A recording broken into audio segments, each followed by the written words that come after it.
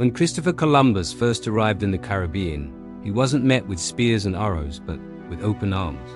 The local Taino people, seeing these strange ships and men, welcomed them with generosity. Some believed the Europeans were divine beings descending from the heavens. Others, perhaps remembering ancestral stories of friendly visitors from afar, saw no reason for alarm. They offered the newcomers food, fresh water, and gifts of gold, cotton, and parrots, extending the hand of hospitality without a second thought. This initial encounter was entirely peaceful, a moment of curiosity and goodwill.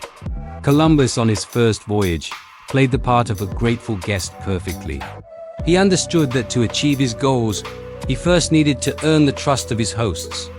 He engaged in trade, exchanging simple European trinkets for valuable local goods. He learned their customs, mapped their lands, and carefully observed their way of life. This appearance of friendship was a strategic mask, concealing a darker ambition. While the Taino saw a potential ally, Columbus saw a land and a people ripe for exploitation. He was not making friends. He was gathering intelligence for a future conquest. The true nature of his intentions became terrifyingly clear on his second voyage. Columbus returned, but not as a friendly visitor.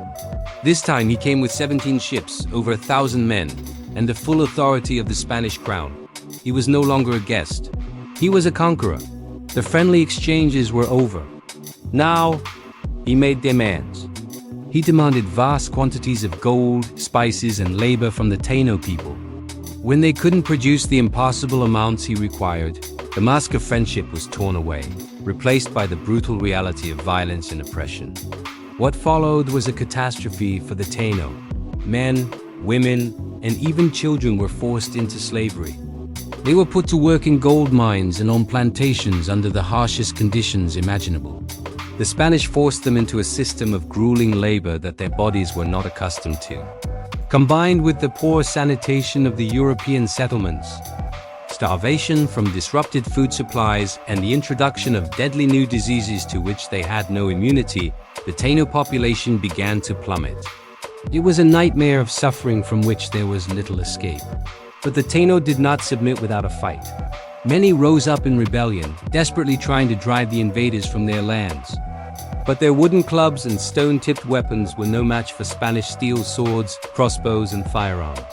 European armor made their warriors nearly invincible to Taino attacks. Faced with overwhelming military power, organized resistance was often crushed. Seeing the futility of open warfare, many Taino fled, seeking refuge in the remote mountains or making perilous journeys by canoe to other islands and even to the mainland, hoping to escape the tyranny that had consumed their home. Ironically, for all the cruelty he inflicted, Columbus was ultimately a failure in the eyes of his own sponsors. He never found the great cities of gold or the lucrative spice trade routes to Asia that he had promised the Spanish crown. His governance of the new colonies was a disaster, marked by chaos, infighting among the colonists, and constant rebellion. His brutal methods were so extreme that even his own men reported him. Eventually, the Spanish authorities had enough. Christopher Columbus was arrested, stripped of his power as governor, and sent back to Spain in chains, a disgraced and failed administrator. So, when we look back at this story, it's crucial to understand the truth. The Taino people were not conquered because they were weak or passive.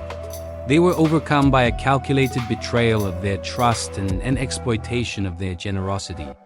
Columbus's legacy is not one of a successful conqueror who brought civilization, but one of a brutal colonizer whose actions led to immense destruction and suffering.